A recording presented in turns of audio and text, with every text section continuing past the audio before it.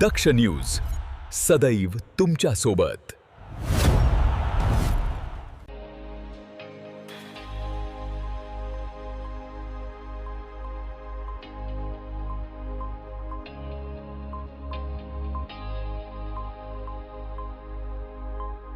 निफाड तालुक्यातील ओझरमेघ येथील संभाजी चौक परिसरात एका तरुणाचा खून झाल्याची धक्कादायक घटना उघडकीस आली आहे।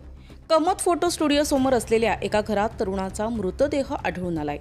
मयत तरुण विनोद विष्णू शेंद्रे, वय वर्ष 34, मूळचा यवतमाळ जिल्ह्यातील कळंब गावचा रहिवासी असल्याची माहिती मिळत आहे। सध्या तो ओझर येथील एका किराणा दुकानात काम करत होता आणि एका मित्रासोबत राहत होता।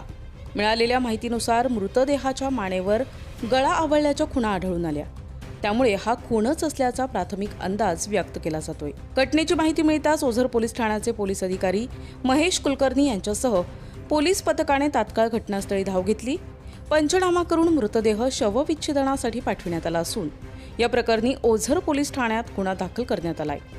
घटना घडल्यानंतर मयत युवकाचा अल्पवयीन मित्र फरार झाला होता, परंतु ओझर पोलिसांनी अवघ्या 2 ते 2.5 तासात अल्पवयीन संशयितास ताब्यात घेतलाय। पुढील तपास ओझर पोलीस करत आहेत।